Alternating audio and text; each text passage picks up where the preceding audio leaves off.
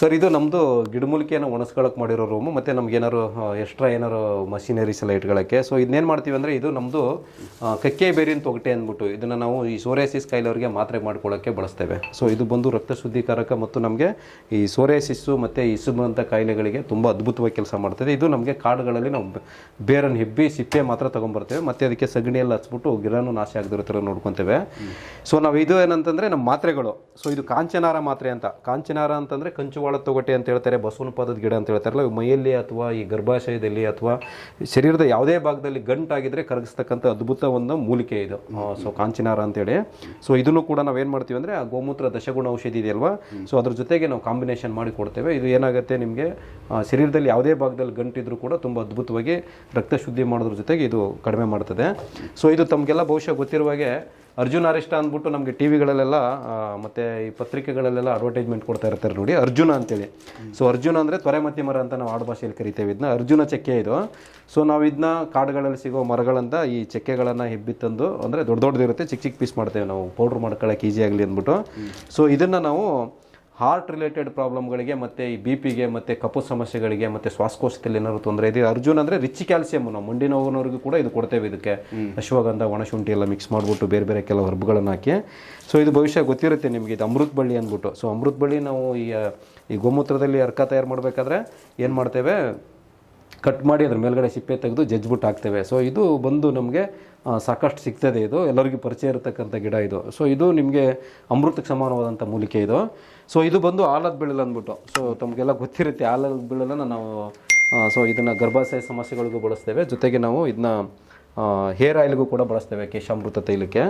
So ಹಾಗೆ ಇದು ಬಹುಶಃ ಗೊತ್ತಿರುತ್ತೆ ನಿಮಗೆಲ್ಲ ನೆಗ್ಗಲ್ ಮುಳ್ಳು ಅಂದ್ಬಿಟ್ಟು. ಸೊ ನಾವು ಈ ಗೋಮೂತ್ರದಲ್ಲಿ ನಾವು ಅರ್ಕ ತಯಾರು ಮಾಡ್ಬೇಕಾದ್ರೆ ಏನು ನಾವು ಇವತ್ತು ದಶಗುಣ ಔಷಧಿ ಅಂತ ಹಾಕ್ತೀವಲ್ವ, ನಾವು ಒಂದು ಕಡೆ ಹೋದಾಗ ಒಂದು ಬ್ಯಾಗ್ ತೊಗೊಂಬಂದು ಇದನ್ನು ಸಂಗ್ರಹ ಮಾಡಿ ಇಟ್ಕೊಂಡು ಇದನ್ನು ಜಜ್ಜಿ ಪೇಸ್ಟ್ ಥರ ಮಾಡಿ ನಾವು ಅರ್ಕಕ್ಕೆ ಹಾಕ್ತೇವೆ, ಆವಾಗ ಅದು ಅರ್ಕ ರಿಲೇಟ್ ಆಗುತ್ತೆ.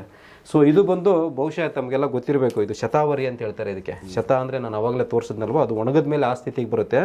ಸೊ ಇದು ಬಂದು ನಮಗೆ ಅದ್ಭುತವಾದಂಥ ಮೂಲಿಕೆ. ಇದು ಸುಮಾರು ನಿಮಗೆ ಪುರುಷರ ಒಂದು ಲೈಂಗಿಕ ಸಮಸ್ಯೆಗಳಿಗೂ ಬರುತ್ತೆ, ಮತ್ತು ಮಹಿಳೆಯರ ಗರ್ಭಾಶಯದ ಎಲ್ಲ ಸಮಸ್ಯೆಗಳಿಗೆ ಸುಮಾರು ಒಂದು 3-4 ತಿಂಗಳು ಯೂಸ್ ಮಾಡಿರಬೇಕು, ಮತ್ತು ಪ್ರೊಸೆಸಿಂಗ್ ಚೆನ್ನಾಗಿರಬೇಕು. ಸೊ ಪ್ರೊಸೆಸಿಂಗ್ ಅಂದರೆ ಒಳಗಡೆ ಇದರಲ್ಲಿ ಏನು ಬರುತ್ತೆ ಅಂದರೆ ನಮಗೆ ಈ ಥರ ಒಂದು ಬೇರ್ ಥರ ಬರುತ್ತೆ. ಸೊ ಈ ಬೇರನ್ನ ನಾವು ತೆಗಿಬೇಕು ಆ್ಯಕ್ಚುಲಿ. ಸೊ ಈ ಥರ ಈ ಬೇರನ್ನ ಇದನ್ನ ತೆಗೆದು ಬಳಸ್ಬೇಕು ನಾವು, ಮತ್ತು ಹಾಗೆ ಇದ್ರ ಸಿಪ್ಪೆ ತೆಗಿಬೇಕು, ಮತ್ತು ನೆರಳಲ್ಲಿ ಒಣಗಿಸಿರೋದನ್ನು ಒಣಗಿಸಿ ಪೌಡ್ರ್ ಮಾಡ್ಕೊಂಡಾಗ ಏನಾಗುತ್ತೆ ನಮ್ಗೆ ರಿಸಲ್ಟ್ ಬರುತ್ತೆ. ಸೊ ಇಲ್ಲ ಅಂತಂದರೆ ಏನಾಗುತ್ತೆ ಅಂದರೆ ಮಾರ್ಕೆಟ್ಗಳಲ್ಲಿ ಈಗ ಬಿಸಿಲಲ್ಲಿ ಒಣಗಿಸೋರಾಗಿರ್ಬೋದು, ಅಥವಾ ಕೆಲವರು ಇದನ್ನು ತೆಗಿಯೋದಿಲ್ಲ, ಹರಿಬರಿಯಾಗಿ ಮಾಡಿರ್ತಾರೆ. ಸೊ ಅವಾಗ ನಮ್ಗೆ ಅಷ್ಟೊಂದು ಫಲಿತಾಂಶ ಬರೋದಿಲ್ಲ. ಸೊ ಮೂಲಿಕೆದೇನು ತಪ್ಪಿರೋದಿಲ್ಲ. ಮತ್ತು ಆಮೇಲೆ ಕೆಲವರು ತೋಟಗಳಲ್ಲಿ ಬೆಳೆಸ್ತಾರೆ ಇದನ್ನ. ಸೊ ತೋಟಗಳಲ್ಲಿ ಬೆಳೆಸಿರೋದೇನಂತಂದರೆ ನಿಮಗೆ ಅಷ್ಟು ಪವರ್ಫುಲ್ ಆಗಿರೋದಿಲ್ಲ. ಸೊ ಇದು ಕಾಡು ಗುಡ್ಡ ಬೆಟ್ಟಗಳಲ್ಲಿ ಬಗ್ಗದು ತಂದಾಗ ಇದರಲ್ಲೆಲ್ಲ ಬರುತ್ತೆ, ಹೊಳೆ ಸಾಲುಗಳಲ್ಲಿ ಅದೆಲ್ಲ ನಾವು ಗುರ್ಚಿ ತಂದಾಗ ಏನಾಗುತ್ತೆ ನಿಮ್ಗೆ ರಿಸಲ್ಟ್ ಬರುತ್ತೆ. ಸೊ ಆಗ ಇದು ಬಹುಶಃ ಗೊತ್ತಿರುತ್ತೆ ನಿಮಗೆ, ಎಲ್ಲರೂ ಕೂಡ ಇದನ್ನ ಭೃಂಗರಾಜ ಅಂತ ಹೇಳ್ತಾರೆ ಇದಕ್ಕೆ. ಸೊ ಭೃಂಗರಾಜ ಅಂದರೆ ಬಹುಶಃ ಎಲ್ಲರಿಗೂ ಏನು ಅಂದ್ಕೊಂಡಿದ್ದಾರೆ ಅಂತಂದರೆ ನಾವು ಹೇರ್ ಆಯಿಲಿಗೆ ಮಾತ್ರ ಬಳಸ್ತಾರೆ ಅಂತ ಅಂದ್ಕೊಂಡಿದ್ದಾರೆ. ಸೊ ಭೃಂಗ ಬಂದ್ಬಿಟ್ಟು ಸುಮಾರು ನಮಗೆ ಈ ಲಿವರ್ಗೆ ಮತ್ತು ಕಿಡ್ನಿಗೆ, ಆಮೇಲೆ ಬೇರೆ ಬೇರೆ ಸಾಕಷ್ಟು ಕಾಯಿಲೆಗಳಿಗೆ ಇದು ಔಷಧಿಯಾಗಿ, ಜಾಂಡೀಸ್ಗೆ, ಸಾಕಷ್ಟು ಕಾಯಿಲೆಗಳಿಗೆ ಇದು ಔಷಧಿ ಆಗ್ತದೆ. ಇದು ನೋಡಿ ನಿಮಗೆ. ಸೊ ಇದು ಅಷ್ಟೇ ಕೆರೆ ಕಟ್ಟೆಗಳಿರೋ ಜಾಗದಲ್ಲಿ, ಹಳ್ಳಗಳಿರೋ ಜಾಗದಲ್ಲೆಲ್ಲ ಬೆಳೆಯುವಂಥದ್ದು ಇದು. ಸೊ ಇದು ಬಂದು ಸುಮಾರು ನಾವು ಈ ನಶ್ಯ ಅಂತ ಮಾಡ್ತೀವಲ್ವ, ಇದು ಮೆದುಳಿಗೆ ಮತ್ತು ಲಿವರ್ಗೆ ಮತ್ತು ಕಿಡ್ನಿಗೆ ಮತ್ತು ಶ್ವಾಸಕೋಶಕ್ಕೆ ಸಾಕಷ್ಟು ಅಂಗಗಳಿಗೆ ಇದು ರಾಜನ್ ಥರ ಕೆಲಸ ಮಾಡುತ್ತೆ. ಅದಕ್ಕೆ ಹೆಸರು ಬಂದಿರೋದೇ ಭೃಂಗರಾಜ ಅಂತ. ಸೊ ಇದು ಬಂದು ಸರ್, ಇದು ನಾವು ಆವಾಗಲೇ ಹೇಳಿದ್ನಲ್ಲ ಕಂಚುವಾಳ ತೊಗಟೆ ಅಂತೇಳಿ. ಸೊ ನಾವೇನು ಮಾಡ್ತೀವಿ ಅಂದರೆ ಈ ಚಕ್ಕೆ ಹೆಬ್ಕೊಂಬಂದು ಚಿಕ್ಕ ಚಿಕ್ಕ ಪೀಸ್ ಮಾಡಿ ಹಾಕ್ಬಿಟ್ಟು ಈ ನಾವು ಕುಟ್ಟಬೇಕಾದ್ರೆ ಈಸಿ ಆಗುತ್ತೆ ಮಿಲ್ ಮಾಡಬೇಕಾದ್ರೆ. ಸೊ ಇದು ಬಂದು ಚಕ್ಕೆ, ಇದನ್ನು ನಾವು ಅರ್ಕಿಗೂ ಬಳಸ್ಕೊತೇವೆ, ಮಾತ್ರೆಗೂ ಬಳಸ್ಕೊತೇವೆ. ಸೊ ಈ ಮಾತ್ರೆ ಬಂದ್ಬಿಟ್ಟು ಸರ್ ಇದು ಪುನರ್ನವ ಮಾತ್ರೆ ಅಂತೇಳಿ. ಸೊ ಪುನರ್ನವ ಅಂತಂದರೆ ಇಡೀ ಶರೀರವನ್ನು ಹೊಸದು ಮಾಡೋಕ್ಕೆ, ಮತ್ತು ಕಿಡ್ನಿ ರಿಲೇಟೆಡ್ ಪ್ರಾಬ್ಲಮ್ಗೆ, ಲಿವರ್ ರಿಲೇಟೆಡ್ ಪ್ರಾಬ್ಲಮ್ಗೆ, ಮತ್ತು ಶ್ವಾಸಕೋಶ ಸಮಸ್ಯೆಗಳಿಗೆ ಎಲ್ಲನೂ ಕೂಡ ಬಳಸ್ಬೋದು ನಾವು. ಸೊ ಇದು ಬಂದು ನಾವು ಗೋಮೂತ್ರ ಅರ್ಕದ ಜೊತೆಗೆ ಚೂರ್ಣ ಮತ್ತು ಈ ಟ್ಯಾಬ್ಲೆಟು, ಅರ್ಕ ಮತ್ತು ಬೇರೆ ಬೇರೆ ಆಯಿಲ್ ಬೇಕಾದರೆ ಆಯಿಲು, ಅಥವಾ ಅವ್ರಿಗೇನು ನಶ್ಯ ಬೇಕಾದ್ರೆ ನಶ್ಯ ಎಲ್ಲ ಕಾಂಬಿನೇಷನ್ ಮಾಡಿಕೊಡ್ತೇವೆ. ಸೊ ಕಿಡ್ನಿ ರಿಲೇಟೆಡ್ ಪ್ರಾಬ್ಲಮ್ಗಳಿಗೆ ಮತ್ತು ಲಿವರ್ ರಿಲೇಟೆಡ್ ಪ್ರಾಬ್ಲಮ್ಗಳಿಗೆ ಅದ್ಭುತವಾಗಿ ಕೆಲಸ ಮಾಡ್ತದೆ, ಮತ್ತು ಇಡೀ ಶರೀರವನ್ನು ಇದು ಹೊಸದು ಮಾಡುತ್ತೆ. ಅದಕ್ಕೆ ಪುನರ್ನವ ಅಂತೇಳಿ ಹೆಸರು ಬಂದಿರೋದು ಈ ಸಸ್ಯಕ್ಕೆ. ಸೊ ಇದು ಬಂದು ನಿಮಗೆ ಮೇಷಸರಂಗಿ ಅಂತ ಹೇಳ್ತಾರೆ ಸಂಸ್ಕೃತದಲ್ಲಿ, ಬಹುಶಃ ಗೊತ್ತಿರುತ್ತೆ ನಿಮ್ಗೆಲ್ಲರಿಗೂ.